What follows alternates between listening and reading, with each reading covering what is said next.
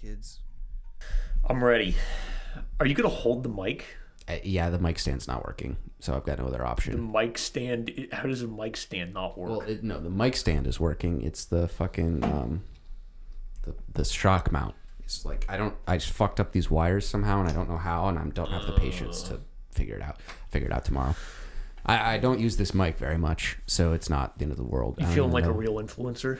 Feeling like a talk show radio host now that I'm holding the mic? Yeah. No, I just feel like, ironically enough, the only podcast I listen to regularly with people who hold the mic is Spittin' Chicklets. So here we are. Yeah. This is the episode to hold the mic, dude. It is. Does it make you feel more intimate with the listeners? It just makes me feel more stupid because the stupidest guy, the guy who holds it is just so dumb. But What he's brand hilarious. of dumb are we talking about here? Just genuine dumb. I feel like this podcast would be a lot better if we got like a moron. Like if it was like you, me, and then like the dumbest person we could find. Yeah, that would be much better.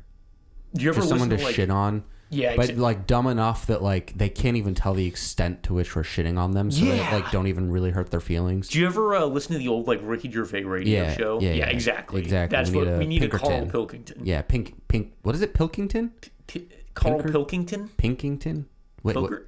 I can't. Now we're gonna have to look it up. Now I don't know, dude. Carl Pinkerton? Pilkerteen? No. Pilkerton. This is good. We haven't even started drinking yet. Pilkington. Monkey News. I will never forget. Monkey News. Yeah, Monkey News was epic. Oh my god, this is awful. Oh yeah, no, it's terrible. Oh wait, Yeah. you started before me? Yeah, dude, you gotta keep Bro, up. You we're gotta keep fucking pace. racing. Yeah, so for the listeners at home, That means you, dick.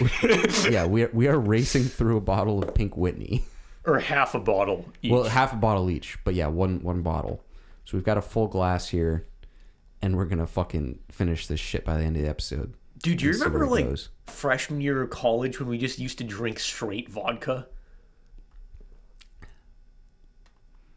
Honestly, not as bad as I was expecting, but yes, I do. It was hard. Yeah, it was hard. You'd have to like pause between shots because it wasn't even like vodka. I mean, it was vodka, but it was like the shit that come in plastic bottles, so like you could taste the plastic. Yeah, dude. You could taste the it was harsh, but I feel like it really builds character in a way. It prepared us for the rest of school for sure. Oh yeah, absolutely. But I'm trying to remember like sophomore, junior, and senior year. Did we take plain shots of what even was that brand? I usually got Popov. No, because The I one think, we got freshman year. yeah, Popov or Kamchatka. Kamchatka. They stopped making Kamchatka for a bit there. They might make it again. Maybe someone bought the label or something, but for a while it was gone. That's a big sad. That was big sad. Dude, that was a classic right there. That got me through so much, social anxiety. It saved me from... Kamchatka. Yeah, if only I discovered weed back then. But then again, it being illegal in that state would have stressed, like... Oh, my God. Part of what makes it not stressful is that there's nothing I could get in trouble for doing it now. That I'm in a state where it's legal. It's so nice. But it feels so much less cool. It does feel less cool, but it's like... It's just nice. It's like a stress reliever to be able to go to an in-person store and buy my weed. Like, it makes me feel like I'm not like a druggy loser. Yeah, it does make you feel like an adult. But on the other hand, that feeling of like smoking in a parking lot with like two guys under like an incandescent street lamp. Oh, is just the like thrill will never can be never like be replicated. hopping into like just like an open field when it's dark out. And you're like, oh, nobody can see us because it's dark out. But yeah, that was the move always, like in high school and college, was like let's just like find someplace dark and like quiet and hidden to smoke, which in retrospect was dumb because if anyone saw you, they immediately knew you were up to. If you're in like a weird spot, like you're guaranteed to be doing something against the rules. So the move definitely would have been to smoke more weed just in public, like wide open. Yeah, but then you can smell it. Well, People sure. can No, I smell still mean doing it at night, but like sit on a bench or whatever with lots of like street lights around you. Make it, you smoke a joint, looks like you're smoking a cig, and you can put it out. No, but they can smell it, dude. Like it's very clear when someone's smoking weed. Well, sure, but what are they gonna? If you see security from far enough away and you have time to put it out, okay. does college security have the right to search your person? Is one thing, but like the cops proper are a whole different story. Well, sure, you're probably right. But just in regards to college security, yeah. That's what Yosh did. Just to be fair, put it out, put it in your pocket, and be like, "No, I wasn't smoking," and just keep saying, "Well, like, I don't think that college security has the right to like be like, I demand to search your pockets." Yeah, I don't know. I guess Yosh or like, did what it. would happen if you said no? I don't know, dude. I think you have to challenge them to one-on-one on shipment. I think I could take some of them might beat me in video games. As far as a fight, any of the security at our school, I think I could beat. Dude, they were some nasty motherfuckers. They were big guys. Weirdos. Yeah, they were some lads. They were some thicky boys, dude. They build them different in Ohio. It's just a different breed. The worst state. The worst. Is it the worst state though? Yeah. Counterpoint. I don't know, dude. Florida's pretty bad. No, Florida's epic. I'm convinced. Dave Rubin has me convinced. Dave Rubin has changed your mind.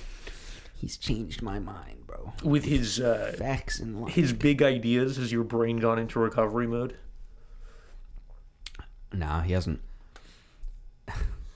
He hasn't presented big enough ideas yet. I mean, the fact that like the state of modern day conservatism is just like a dude talking about nothing but jerking off a state is just weird. Like, it's very strange. Like the whole, like, they've just like taken up Florida and like Nashville as like the hub of America now. Yeah. It's like the only places that have freedom, and like our entire politics revolves around saying Florida good, every other state bad.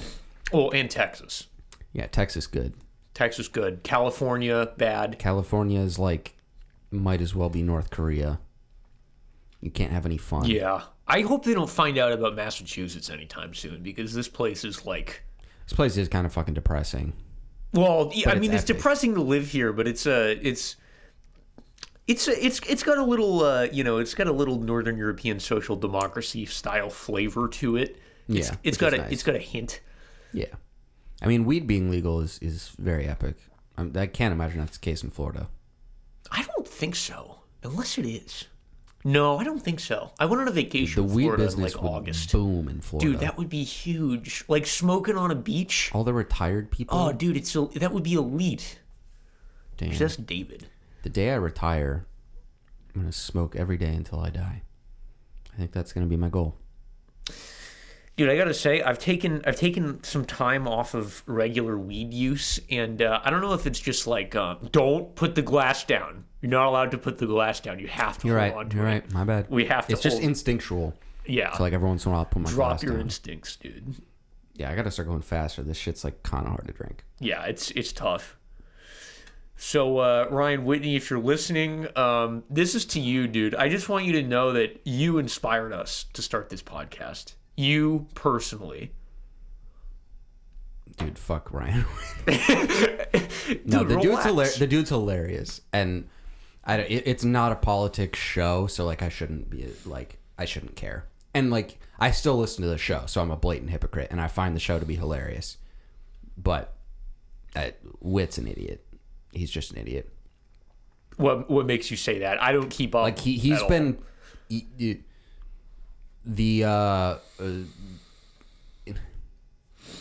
just his mind is too simple when it comes to like how much the hockey world's been affected by COVID. They've had no choice but to talk a lot about COVID, and like, his brain is just too simple to understand any sense of nuance in it, and he's just like he can't even grasp his mind around like changing your life because of COVID or changing anyone's life or changing policy or this that. He's just like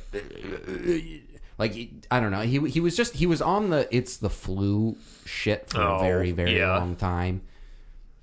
And so he just, I don't know. I just don't think he's smart. And I think Chiclets too, like, because they're associated with Barstool and because they're hockey and it's just combining two worlds which have like sports culture traditionally has its problems. So they get a lot of flack from like lefty feminist Twitter and all that shit.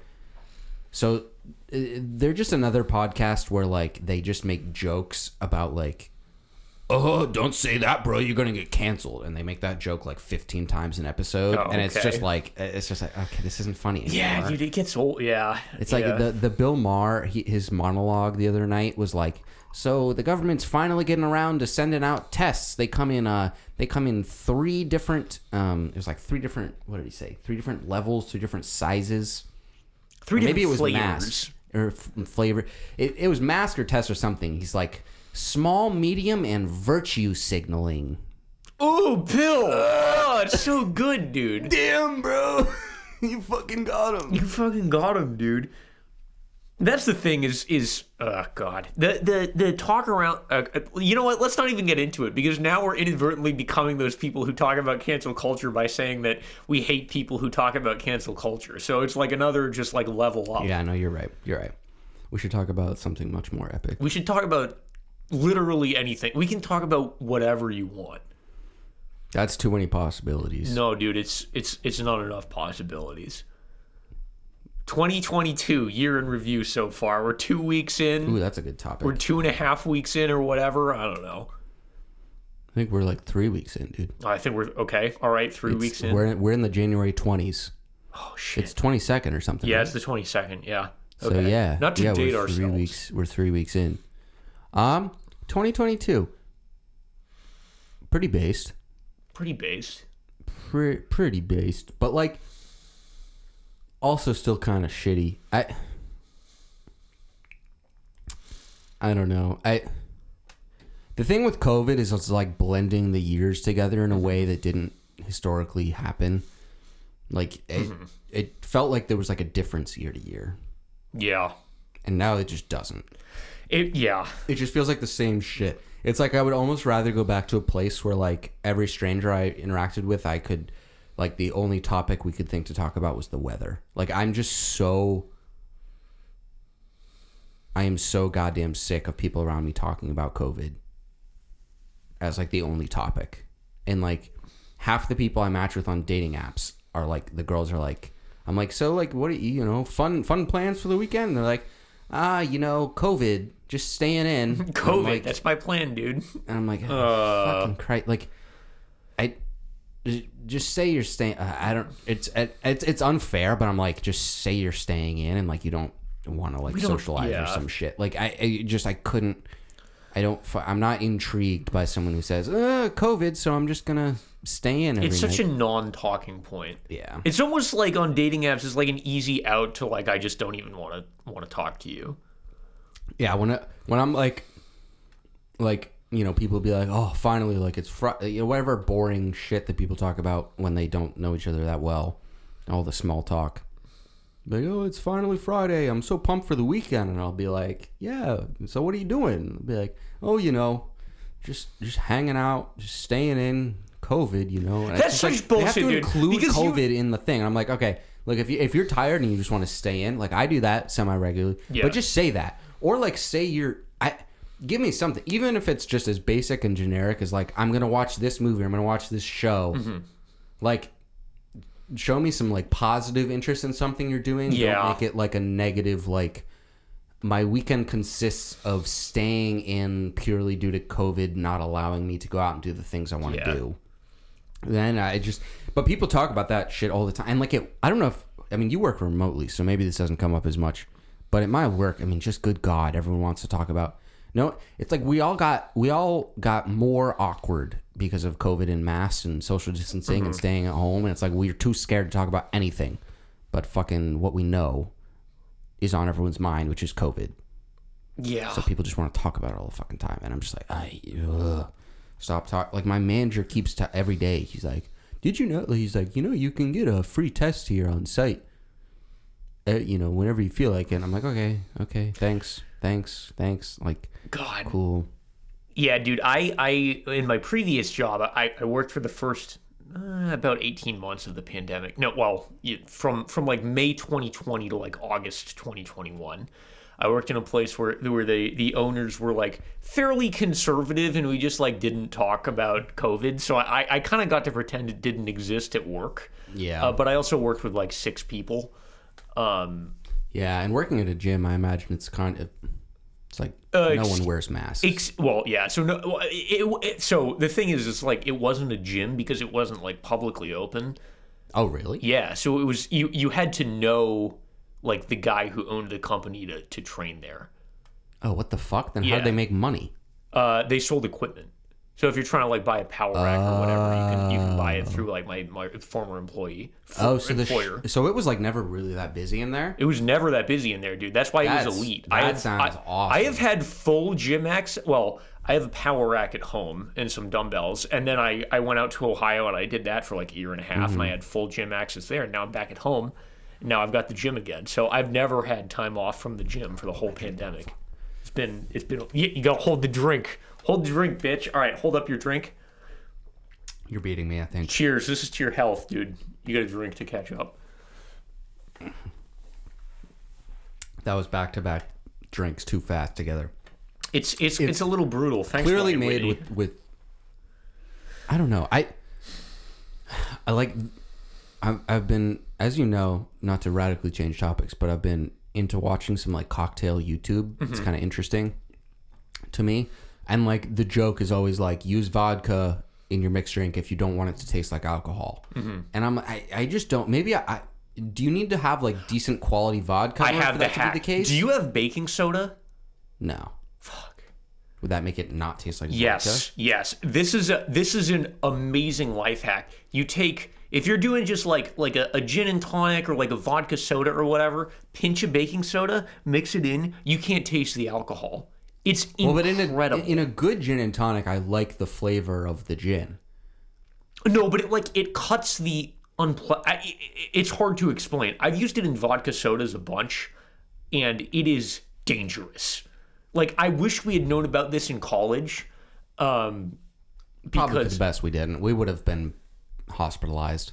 We probably would have been hospitalized, dude. Remember how we tried to get so creative with our fucking mixed drinks?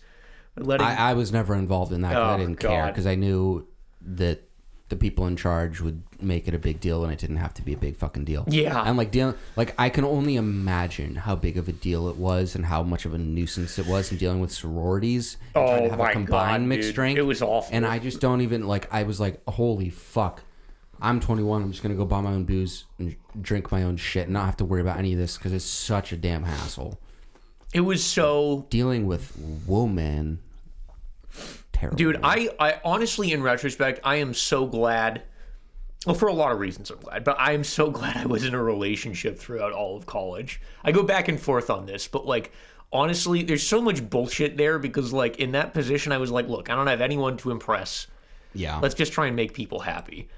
Dude, I was in the worst case scenario where I was in a relationship for the final 2 years, but it was with a girl in one of the fucking sororities, so I was like insecure and it wasn't a good relationship in some levels. So like I was always like worried about impressing the sororities to try and like seem cool enough to date her, but I was also in a relationship, so it didn't really matter so far as talking with most of the girls there. It's terrible. It's the worst of both worlds. That was the worst of both. You were worlds. genuinely in a terrible position. You being in a relationship for the full 4 years with a girl who was not in a sorority sounds incredible. It was good. Honestly, it'll leave. I mean, obviously, like it didn't work out for reasons that are like totally exogenous to that. It was good, and I don't regret it at all. So part of me is like, oh, what if I hooked up with girls in college or whatever? But honestly, thinking back on it, like, would you be happier now? Nah, I wouldn't be happier now. Honestly, I'd probably be about the same. I think I'd be about the same level of But happy, also think about where you were freshman fall. Do you remember freshman fall? Yeah, dude. Back and like after like making out with some like borderline kind of ugly chick at a party, you'd like have like a fucking heart-to-heart. I would be so disgusted with what's her name, with myself. Conservative Abby. Dude. I was so just grossed out. Disgusted with yourself. And for me, it was hilarious content. Don't get me wrong. But like that version of you would not have done well if that was your entire college experience. No, absolutely not. And that happened on a number of occasions. And sometimes the girls were kind of cute, and sometimes I was into them. But a lot of the time, it was just like, hey, like you're drunk and horny in a basement. I'm drunk and horny in a basement. Let's make out, and then like we'll go see what happens. And then I would just like stumble back to the dorm later, and massively regret it. And so, it's not a winning strategy, dude. Hook up. You got to stop. All right, here. All right, we got to compare. I think I'm ahead. I think I'm still beating me by a fair amount. Yeah. I am down to the diamond on the label. Oh, wait, we have different labels. That means different nothing. labels. Okay, never mind. I mean, we could bring our drinks next to each other, but anyways, we're not close enough to finishing where it really matters. Nah, dude, we're good. I can't take gulps of this shit, so I gotta continuously. Yeah, you just gotta sip a little bit. This is why I added more pink lemonade. Yeah, I don't blame you, dude. This is kind of brutal. But I remember one of the best nights I had in college was senior year, or I bought a bottle of Pink Whitney and I mixed it. I bought 2 pink lemonades from the fucking store and just kept mixing it with, so like it tasted acceptable enough where I could be drinking it. And my ex was at like some party with some, with one of the like underground fraternities where otherwise I would be totally like nervous and like freaking out and not able to enjoy my night. And we didn't have a party going on or whatever. And it was like one of the first times where I was like, fuck it, I'm just going to like get a little drunk and just like make dumb music in my dorm. And it was a really incredibly like, I don't know.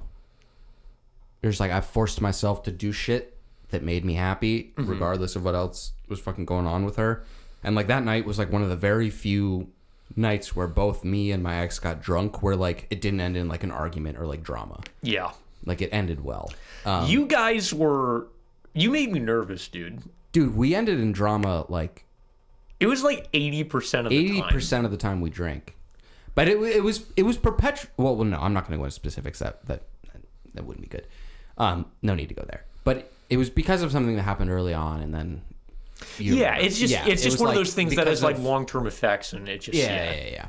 So anyways. The trick is... I don't want to... The trick is, Chris, you have to form a relationship.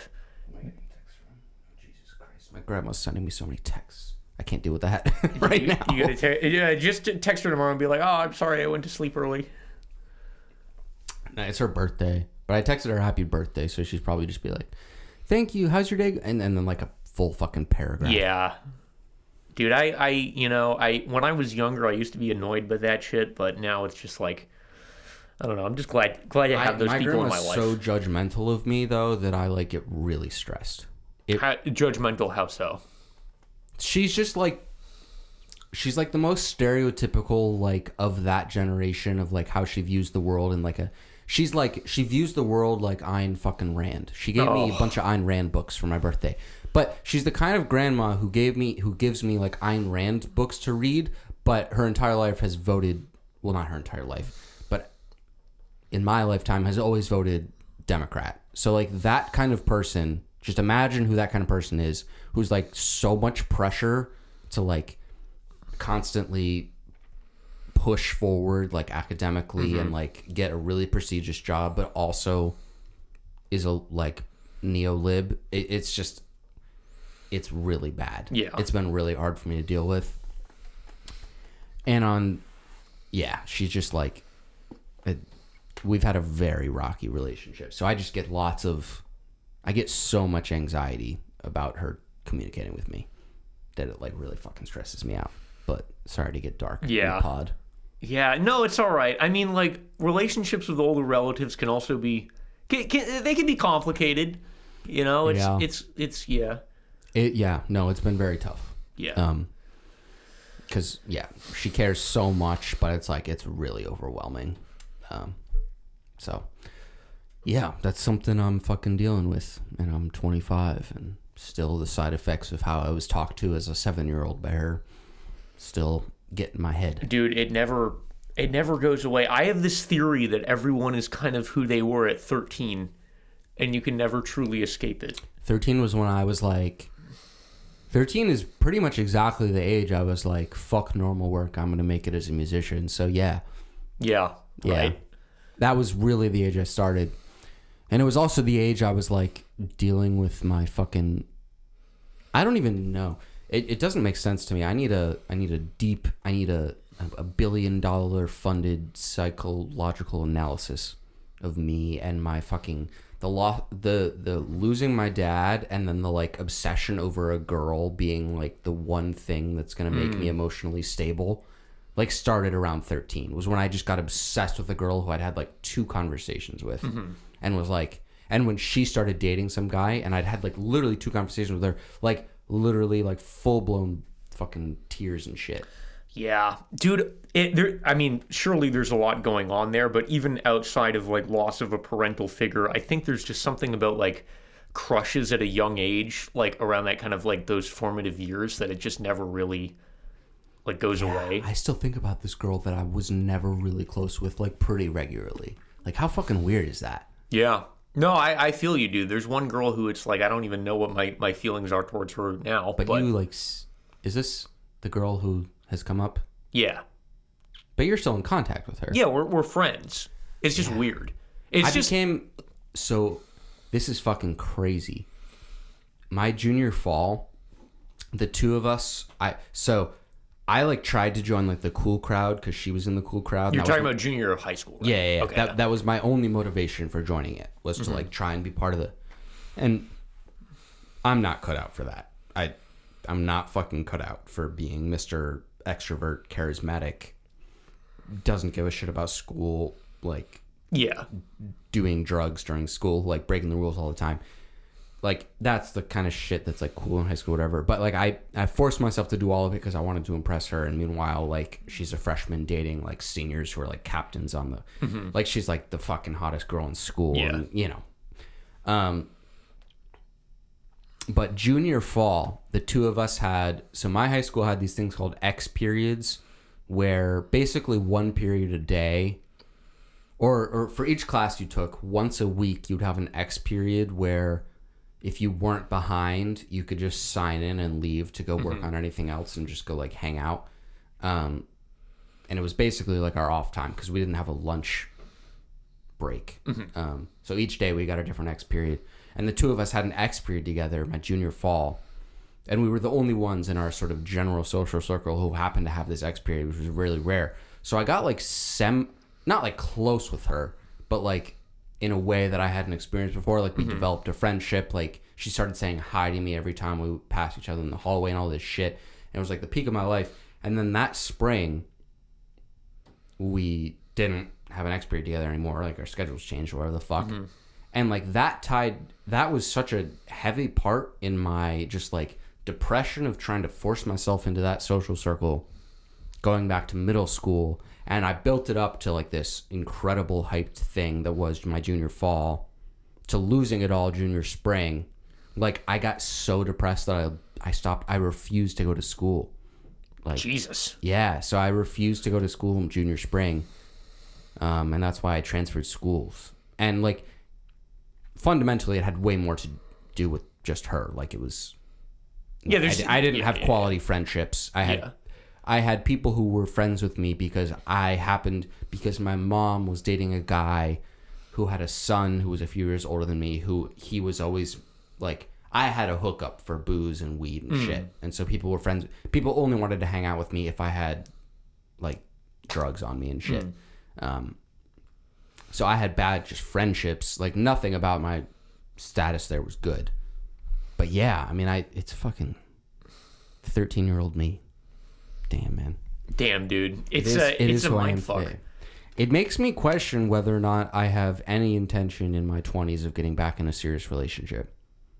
I don't know. Yeah, I mean, same here for maybe, different but perhaps adjacent reasons. I'm so weird that, like, I need my Saturday to be, like, not going out and just, like, playing my guitar and trying to make music that sounds like shit, but, like, it's fun for me. Like, I'm not... All right, here's my hot take that's going to get people interested. All right. Maybe. Okay. I am attractive enough and interesting enough of a person where I can be dating girls who are, like, pretty... Like, not saying, like, 10s or 9s or whatever, but, like, pretty attractive. And a lot of those girls, just as nature has it, like, are, like... a lot of the girls who like are societally whatever the fucking our society promotes on Instagram, the white girls with small waists and fat asses and all this shit, are very much like part of that, like, I don't know, maybe you disagree with this, but part of that like systemic thing is that they're very like materialist and like not, I don't know. Here's the thing. So like, yeah, I'm caught in this fucked position where I only crush on girls who are like, who are like attractive in ways that are like an unreasonable standard for me to have for women. Yet a lot of the time, the girls who look like that are not on like an, I hate to say it, like intellectual, but like on a level where like I vibe with them. Here's the thing: is that you're thinking in terms of this, like, it's essentially like a one-dimensional scale of just like 0 is like not attractive to 10 is attractive, right? And it's a very tempting thing to do, is you just like rank people on this, and it's they're like, well, I'm probably about a 6.5, so I probably got like a, you know. I'm higher than a 6.5, by the way, for the pod. Yeah, you. Chris is a 10 for the pod. I'm a 6.5, right? So I probably got a point on either end of that I got some variance within that kind of range, and that's who I can like realistically pursue. But here's the thing. Here's why you're wrong. Is you got to stop thinking in terms of a one-dimensional scale and start thinking in terms of market niches. Okay? The word market turns me off immediately. Dude, but it is kind of a market, but though. Market niches, I do understand. You know, but you know exactly what I'm saying, right? I know exactly what you're saying. So this girl I worked with this fall, holy shit, I fucking fell in love, man. She was like maybe a 7. Is this something. The girl whose someone died and wasn't able to hang out with you after we saw Dune? Do you remember that? No. It was not the same girl. Oh, okay. It's not that girl. Oh, okay, it's not that girl. I don't even remember who that person was. Jesus Christ. Oh, wait, no, I think I remember. That was like a Tinder thing, I think. Oh, that was a Tinder I think thing. It was a Tinder thing. Okay. No, this was a girl who I started to work with. And oh my God, like, was I fucking in love? Because she was very cute, and she had all these weird quirks about her that I'm weird. Like, I'm into like girls with brown, like curly hair. Something about it just sends me going. And if you're like not as tall as me, but slightly above average height for women, if you're like 5'6", 5'7", oof, get like it was like all the like sort of like weird like quirky things about her, but she was not like a 9 or a 10 on the like generic scale, but she was probably a 7 or an 8 or some shit in there. But she went to an Ivy League school and studied something very like artistic. She studied like filmmaking or whatever, and she wanted to be a filmmaker, and she was just working similar to what I was, like trying to figure out where to go in life, considering she had all these artistic desires, and like that's what drove her to get up in the morning, was all these artistic things. And yet she was in this world where she knew she was like smart enough to go to an Ivy, and this like all this back and forth, it was just like competing in her head. And a little bit of it, very obvious, like from someone who suffers from a ton of social anxiety, like definitely some social anxiety on her part of like, I went to an Ivy, but here I am working this part-time job to pay for this shitty apartment. Yeah. Like all these things I'm like, holy shit, you like, please, dear God, fucking hang out with me. But she was in a relationship with this guy for like 4 years. Like she'd been dating him for so long. And when I wanted to hate him because I like fucking like part of when I started to like work with her more was also when I hopped on the medication that I'm on. And so like my like feeling of being happy and like being attracted to a new person was incredible. It was an incredible high. And then like figuring out, of course, that she was in a relationship. Like I was about ready to just, I've like never had the balls to do this in my life. Just like plain like sober ask her out and just be like, hey, let's go grab a drink. But then I realized she'd been in a relationship with this guy for like over 4 years or something. And I met him, and he was like, he's kind of nerdy, but he's like ultra cool, ultra nice. Like I could tell the two of them were really fucking good. So I was like, no way in hell am I going to get in the way with this. But yeah, I think I understand the market niche thing in a certain sense. That like there are girls like that out there, and I just need to find one at some point. who doesn't, because you're right. I have this binary thing in my head where girls who I consider to be attractive would never support me doing the like creative things that I do unless I've already established myself as like quote unquote having made it. Right. Because here's the thing, like my ex would have told every person she met, had I been like whatever her standard of successful was in that industry, had I been that, she would have told every person she knew that she was dating this guy, right? But because I hadn't made it there, like it was this whole fucking, you've got to have a sturdy income, which was like her way of saying like you need to be like a lawyer and making like 6 figures before you're 30. And it was, I don't want to shit on her because her life experience is such that like money was never secure for her growing up, and I don't want to shit on her at all. But it was just like, yes, I do have this binary thing in my head where attractive girls it's fucked up, and it's probably pretty misogynist in its nature, where it's like in my head, attractive girls don't want someone who's like smart-ish and like artistic. Yeah, I don't sell yourself short by just being like, just being misogynistic, because I think there's definitely something more kind of psychologically complicated happening there. I don't think it's just because like you hate women or something. I would give yourself more credit than that, but I understand where you're coming from though. I think. Sorry to rant about my personal life. Good God, this podcast wasn't as fun. No, dude, this is good. This is like, I feel like our best conversations so far have been where we're more drunker. Yeah. Well, this is the kind of shit that can help the people, This can help the people. This can help all of you listening. You can learn from our horrendous mistakes.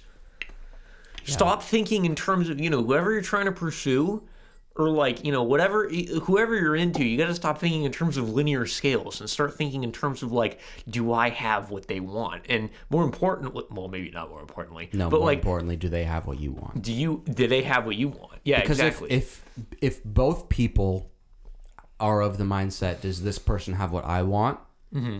And the answer is yes, then you're like a perfect fucking match. Like if you prioritize, it's sort of this weird thing where you've got to be, it almost sounds counterintuitive, you've got to be selfish to a certain degree in order for that kind of a romantic relationship in today's world. It's very simple. You have to have ordered preferences and operate in an environment of complete information.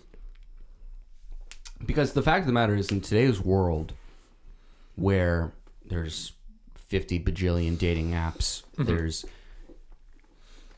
if you have an argument, if you like, it's gonna sound so fucking boomer of me, but like if you have an argument with your partner and you've been dating for 2 years and maybe your sex life is getting a little stale or whatever, like there are options every which direction to just go get attention and affirmation. Yeah. Everywhere. Yeah. And it's way too tempting not to do it. Like, I know both of us have had things that we regret, and I don't want to like share any more than that for you, but like you were talking about something that I don't know if you regret. I don't want to speak for you. I do regret it for sure. Like there, but it's just there, and it's there all the time, and it's sort of this weird, fucking dating in the age of fucking Tinder is just. I think you really have to, if you want to date successfully in the age of Tinder, you really have to understand yourself more so, because like the options are so vast that if you don't know what you're looking for and what you want, it's very easy to just get caught up in the chase. Like you become a dog chasing cars. You don't know what to do, when you get one. Yeah. And I don't know. I hate when like cheesy advice is so fucking right, but it's just like nothing could be more true than like figure out what makes you happy in life and spend your time doing it so that you don't necessarily need to rely on like a relationship or something to bring you a sense of fulfillment. And like the moment, like if you're going through a breakup or any of that shit, like the moment where shit starts to get better is when you start to do stuff for yourself that you enjoy. Yeah, for sure. Been there. Yeah. I don't know about you. Yeah. Big time been there. Big time. Fucking crying every night for hours on end this fall to all of a sudden being like the happiest I've been in years. Yeah. It's I literally had a breakthrough moment of I was kind of high and lying in bed, and I just like I kept asking myself, why do I feel this way? Why do I feel this way? And eventually it got back to just like I just want to. And back, to this point, like my ex and I had kind of been going back and forth with like kind of vaguely antagonistic texts, like on a delay of like a few days. And this happened, and I was just like, I'm so sorry about everything that I've said. Like I just miss the good times we have together, or that we had together, and that's really it. And you know that because there's so much like. That pain of just missing the time that you had together is so raw, and you just want to take it out on someone. And the other person becomes the obvious vector because on one hand, you're like, you've robbed me of this. But that's 100% the wrong way to look at it. That's not what happened. It's just sometimes that you've got to go separate ways for, the sake of both of you. Yeah.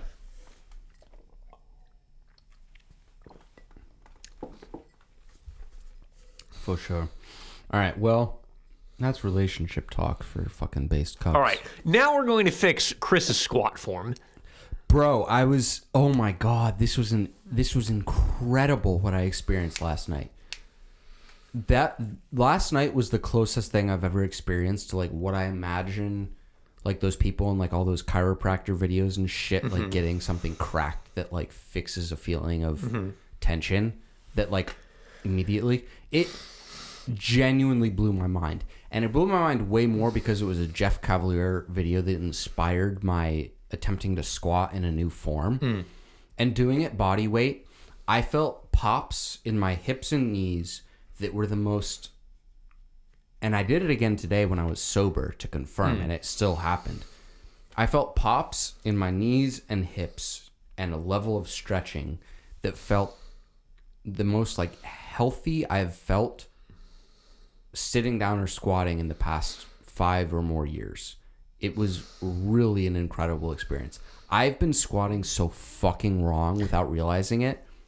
All right, well, listen, I will say that I was coached to a point where my squat went from 275 to 405 in 6 months. And I was able to use those methods on my brother and bring his squat from 315 to 365 in less than 6 weeks. So here's the thing with me. I would reach around 200 pounds and start to feel knee pain before I felt any fatigue in my legs. And that's where squatting has always fucked me up, was that I would feel knee... It wasn't even pain. It was an uncomfortable clicking and popping in my knee that didn't feel right. It didn't feel natural. That I would just be like, and every once in a while in my right knee, there would be a shooting pain, and it would only last a few seconds, and it would be somewhere around 2 plates. I could get up to 2 plates, do a few reps, and then there'd just be this shooting pain. And it would be well before I reached muscle fatigue, because I remember going back to high school when I got into lifting, and theoretically at that point my squat form was probably better, because I think I taught myself bad technique without realizing it. I remember shooting up, like my squat compared to my deadlift and my bench was just like shooting up. Like every week it was just shooting up, and I was bulking, and it felt so fucking good. And I could feel, what was awesome about it was that I remember this feeling in high school of squatting and feeling it in my quads. And never once in college did I feel it in my quads. I always only felt it in my knees. Okay. And like that's a bad sign, probably. So without realizing it, I have been squatting with my knees. I mean, this is an over-exaggeration. Can you just get up and just mind how you squat? I'll try to. So this is an over-exaggeration of the problem. Basically, my knees were coming in towards each other. So this is an over-exaggeration, but this is essentially my form, was something like this. As opposed to something like that. Yep. Which is like an over-exaggeration of what is right. That looked great, honestly. So I did this last night for the first time, and I felt like just like comfort in here that I haven't felt in years. Yeah. It felt... So basically... It was literally orgasmic. Last night I got really high and started squatting with what I think is actual knees over toes form. Yeah. And it was... I was listening to music and I did it for half an hour straight. It felt so fucking good. I just kept doing it. It felt... That's why I texted you, because it felt incredible. For the audience here, what's going on is that Chris was trying to squat with basically his feet parallel to each other. Yeah, I was doing... And they were a little too narrow. And they were like an exaggeration. They were like very narrow. I was essentially doing like this. Yeah. Which some people can do. But if you don't have the hip structure for it, don't try it. Now rotate your feet like out a little bit. Yeah. So here was the one line that literally, unironically, might have changed my life. He said, and I know Jeff Cavalier is full of fucking shit, but he said, and this is what I've always been told, is turn your feet just a little bit out, right? But what he said is, don't turn your feet a little bit out, turn your leg a little bit out. Yeah. And I started focusing on feeling like I was a little bit out in here. Yeah. And then all of a sudden, my knees could actually go over my toes. Yes. That looks, if you just squat how you did. Oh my God, all of a sudden I could do this, and it literally feels like almost as good as fucking having sex, having not done that in probably 5 years. No, that's a great looking squat, dude. Yeah, and I wish there was video for just this segment, but this is an exaggeration, but really this has been my squat form for a long time. Because I was trying, knees over toes, I was trying to go like this. Yeah, no. You gotta rotate your feet out, yeah.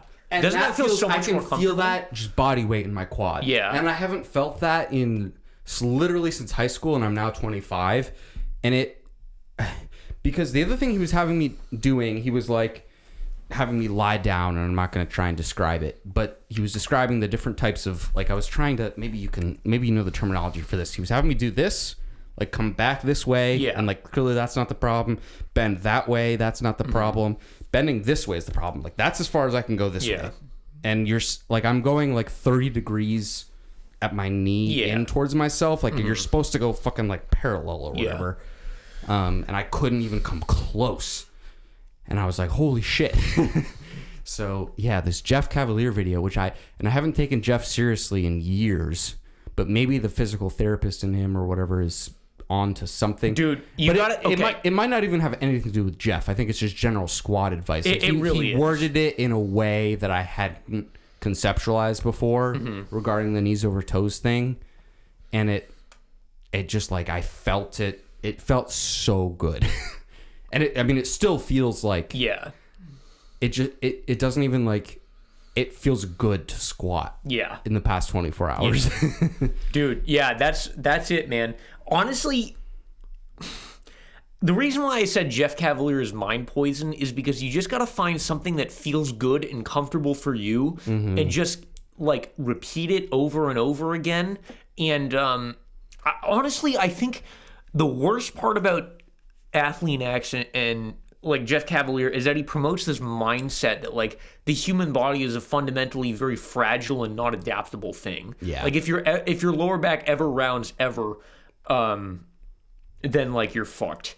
And if you're not doing as much for every chest exercise you do, if you're not doing a rear delt exercise to counteract it, then you're gonna like fuck up your shoulder, like or just like all this shit. So here's what set me straight is like I trained at this place I used to work with a guy who's like a strongman, like a nationally ranked strongman, and we were talking about like spine, and I was like, oh yeah, you always got to have a neutral spine, and he was like, well, that's not true, because if you think about like, I don't know if you've seen strongmen do stone loading, but they bend over kind of like like that, and their spine is like super bent. He's like, it's not about having a neutral spine, it's about training that position and doing it consistently. Like if you start with like a 10-pound like stone like this, and you work up to a 400-pound stone, like your spine can take it, your body can take it. It's just about training the position and doing it consistently. Yeah, and when you think about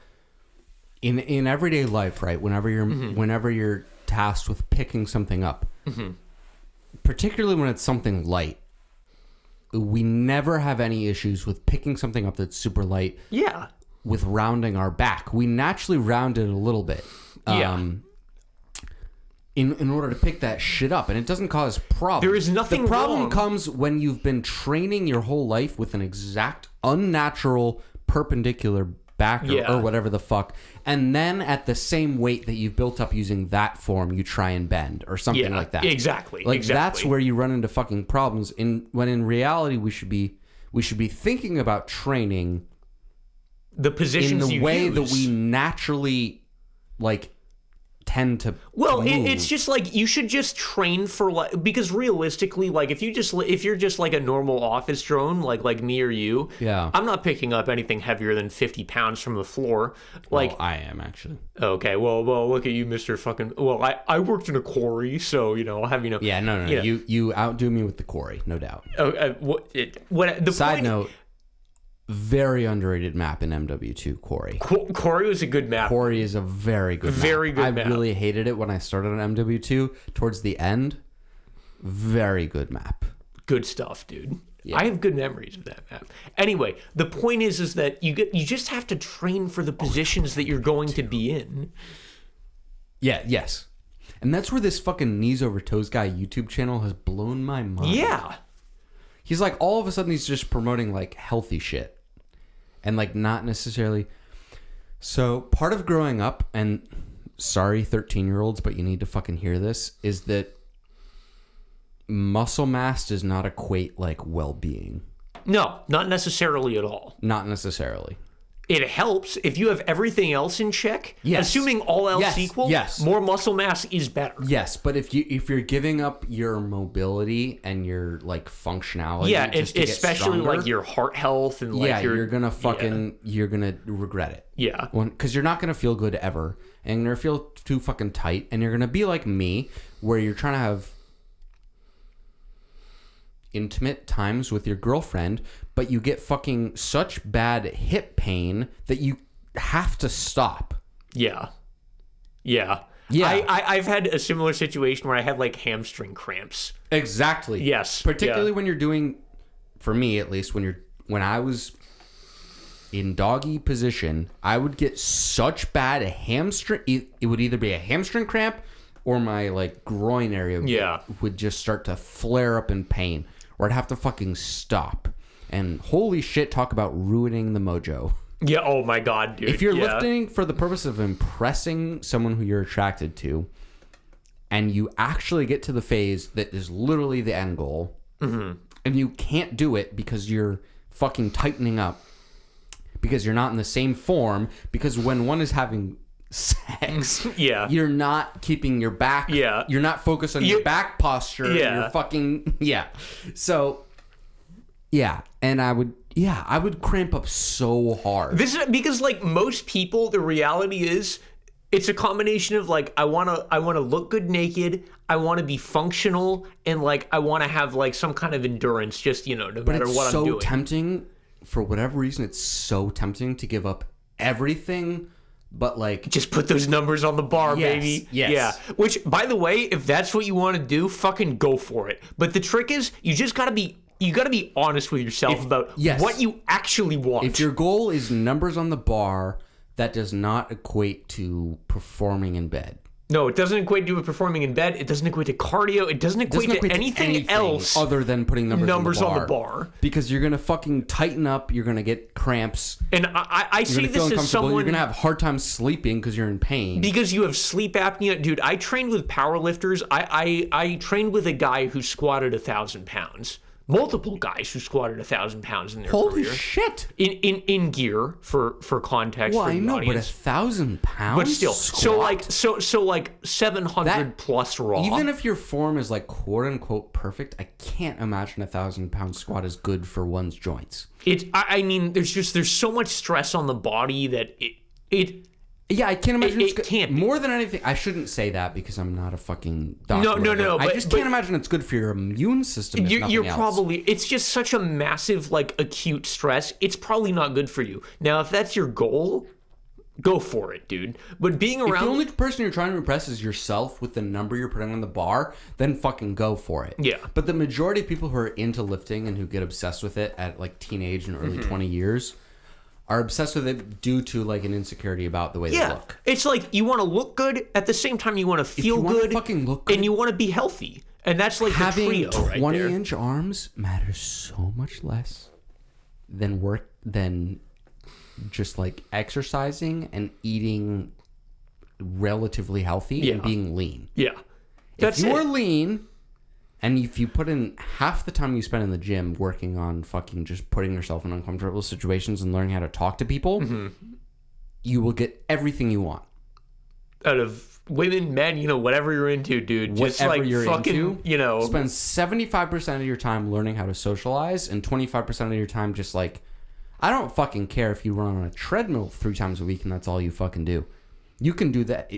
We know people who don't exercise at all and capital F fuck. In capital F fuck. And you know what? F. If you're trying to take it to the next level and you're like, no, I want to capital F fuck and I want to look good, I would say, honest to God, if you're efficient about it, you probably maybe need 2 hours in the gym a week.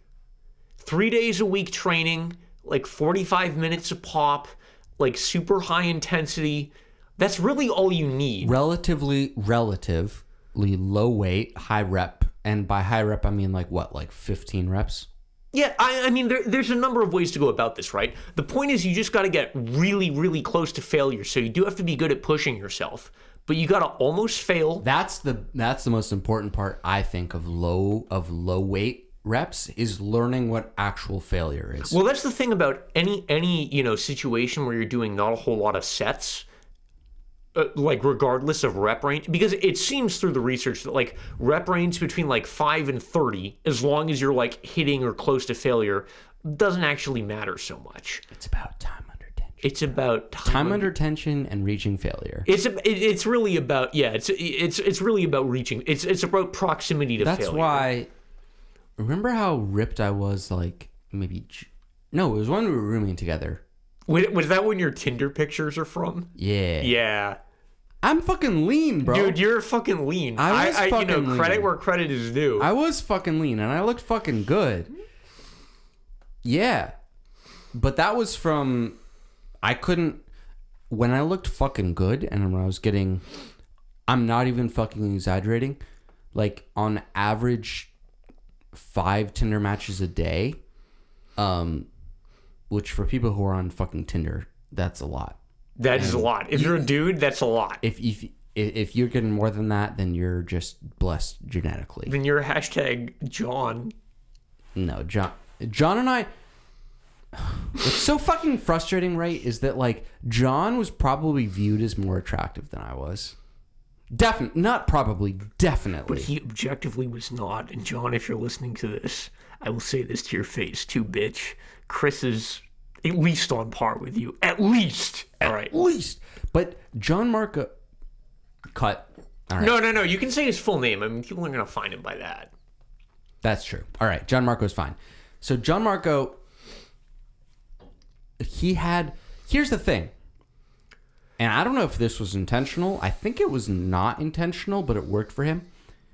He had a niche and it fucking worked. That's what I'm saying about the market niche. It was the fucking skinny dad bod look. You got it. Dude, that's it. And he wore like... He wasn't this personality-wise, but he wore clothes and he had the body of like a punk rock like singer. The guy had like drip. Not even singer, drummer. A punk rock drummer was this dude's bod.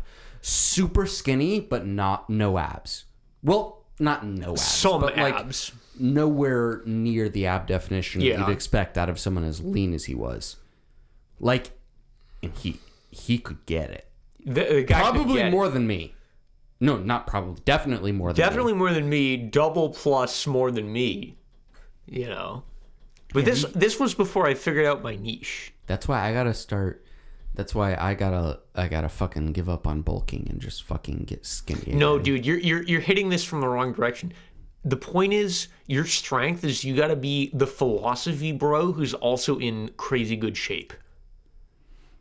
Yeah, but who the fuck cares about those two things combined? The thing is, it's a small market, right? But you can monopolize it. That's true. You're thinking about this from the wrong perspective. I gotta monopolize a small market. You gotta stop hitting with a shotgun and start hitting with an intervention. Intervention. Damn, you just blew my mind. Yeah, dude. But I think you're right. I think that's what I gotta go for. Yeah. But also, I have no interest in dating right now. So. Yeah, so fuck it. Whatever. In that case, just you do you, and you fucking figure it out. Yeah. So. Speaking of which, not that anyone's listening, but so far Nick, in the pod, I've been doing bulk updates. The bulk has been put on pause since I started working full time. Yeah, it's a struggle, dude. Finding time to lift on top of working full time, on top of trying to pursue my main hobby / interest is music. Trying to prioritize music with working full time, with trying to do this pod, which I'm genuinely very interested in and trying to get going.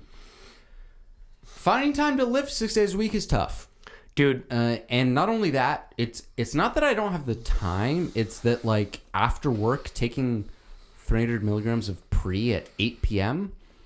fucks up. No, don't do that, dude. It fucks up your sleep. Sleep is the most important thing. It really fucks up my sleep.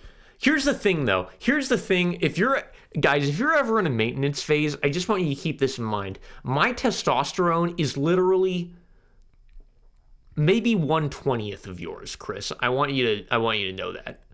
Like, I'm completely serious. 1/20th? 1/20th. That can't be right. No, that is right. You're on a healthy level. No, that means I'm on. I think I'm below average. No, because I'm on the Alphabet Mafia sauce. If you know what I'm saying. Oh, really? Yeah. Oh, congratulations. Yeah, dude, I have been for like 5 months, actually. Oh, I didn't know that. Or for like four months. That's epic. But I have not, like, the muscle mass loss, I don't know, for the audience, Chris, how muscular is my upper body? Not terribly, right? It's not what it was like freshman or sophomore year, but by no means do you look like a skinny motherfucker. Right. So I haven't trained upper body since August 2021, and here's where I am now. Yeah, that's a thing. Yeah. I haven't trained, like I've been so inconsistent with my training for like 2 years now, and I look at myself in the fucking mirror, and compared to the rest of 25-year-old guys in the United States, I look phenomenal. Yeah. Compared to my image in my head of what looks like a good body, I don't look good. Yeah. But I mean, come on, like our standards are ridiculous. Yeah, no, exactly. But I mean, people just need to remember that shit. And training, I wish this. I mean, the thing is, like, the only way I would get to where I am is having been through all the shit I've been through regarding training and regarding. I don't want to use the phrase body dysmorphia because I don't think I've suffered that in the way that other people have. No, I mean, there's gradations of it. So, like, you very, like... To some degree, I certainly have. Yeah. Because here's the thing. Just for people listening, Nick, like, I can go in the mirror and I can flex and I can definitively see 6 abs. Yeah. And right now, I think that I'm fat. Yeah. Yeah, dude, I feel you on that one. Yeah. Yeah. So... How many guys who are 25 could go in the mirror and flex and see 6 definitive ab lines? Yeah. Not many. And yet I think I'm fat. Yeah. I don't think I'm good look. I don't think I'm lean enough to be attractive to most women out there. Women. So... And dude, you don't even have Alphabet Mafia excuses. You just have regular ass, you know, body dysmorphia. Which, to be fair... The standards for bodies we've set are a little bit ridiculous. I would encourage everyone listening to this, focus on your performance. Focus on your health.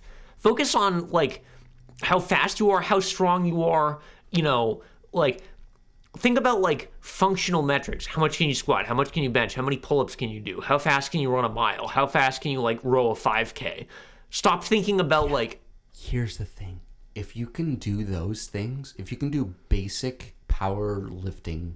Not even just powerlifting. No, but I'm saying like powerlifting, or I shouldn't use the word powerlifting. I should say compound lifts. If you do squat, fucking bench and deadlift at pretty good weight, and you can also do a cardiovascular exercise, whatever it the fucking be, at a pretty good rate.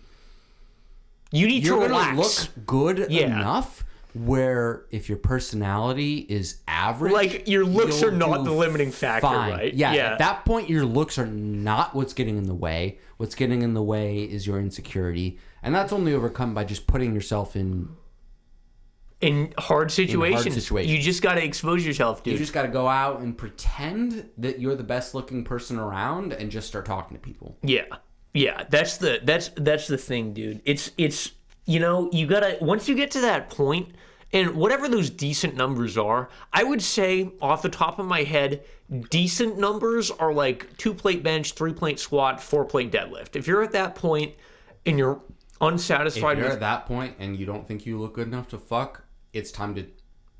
Yeah. Unironically, it's time to check into therapy. Yeah. And if you're at, well, I wouldn't quite say, but if you're at, if you're like a dude and you're at 3-plate bench, 4-plate squat, and 5-plate dead, and you're like, I don't look good enough to fuck, and you're lean, by the way, like you can see your abs, that is for sure time to check into therapy. Then things are really wrong. Because I got bad news for you, dude. Lifting is not going to solve your problems. You just gotta be honest with yourself about what you want. What so many dudes need to hear is that lifting is not going to solve. And it's what I needed to hear at age 18. Yeah. I gotta be honest with you, dude. I thought lifting was gonna solve my problems. And then I did my whole Alphabet Mafia thing.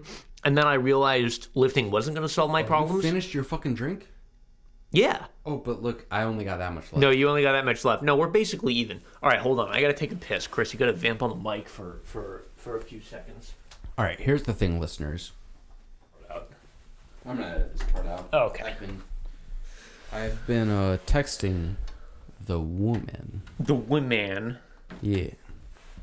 So this girl who I've been texted with for a while. Mm-hmm. Not like a one-time thing. She wants to have a threesome with me and my dog. Whoa! What? Yeah. So I'm gonna try and have her come over and be like, "Yeah, my dog's here," even though it's at home with my mom. I'm gonna be like, yeah, my dog's here, and then when she get here, be like, he's outside going to the bathroom, and then see what happens. Dude, that's fucked. I gotta say, my brothers and I recorded the pilot of a podcast that will never be recorded, that will never be released. No. You and your two brothers should do that would be a successful podcast. We called it Based and Bread Pilled. Yeah. It was never released, but the first episode was called Taking the Dog Pill. I don't know if you've seen this online, but taking the dog pill is what happens when you accept the reality that many women want to be dominated so badly, in fact, that they will submit to a literal canine. Yes. Yes. So you're aware of the dog pill, Chris? Yes. Okay.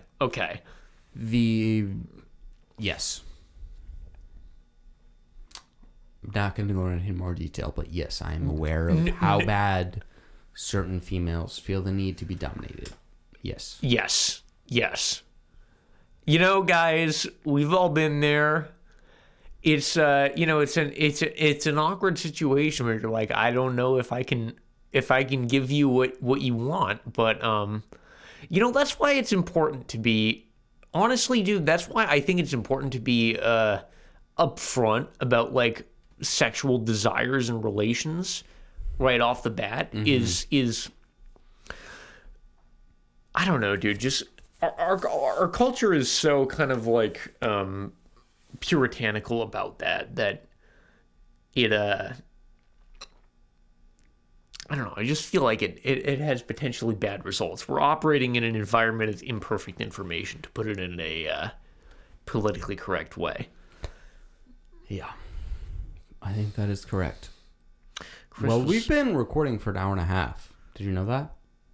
I didn't, but here we are. So here we are. I think we've given some good advice, really fucked up advice. Yeah. But sometimes fucked up advice can be good advice. I think it's time for us to hit the boomstick. I think it's time for us to hit the boomstick. All right, guys. Well, listen, if you think we've given really good advice and you want to know more of what we have to say, please head over to our Patreon, which I will make any day now, and give us some money, and you can jump on a call with us, and we will give you the advice, not that you want to hear, but that you need to hear. And that is a Skip Bayless quote, by the way. That is a who? Do you know Skip Bayless? No, you definitely don't know. Who's Skip Bayless? What the fuck am I talking about? Anyways, Skip Bayless, Twitter bio. It's something along the lines of like, whatever the fuck you just said. Like, not what you want to hear, but need to hear. Yeah. Basically, sports commentator. He's like in his 70s, but like posts like shirtless selfies. And he's on Fox Sports 1. Dude, is he looking good? I mean, if he's posting... He looks really good for 70. But still very cringe to be posting shirtless selfies on Twitter. Dude. He also doesn't follow anyone and has like millions of followers. Skip Bayless, respect, dude. Respect.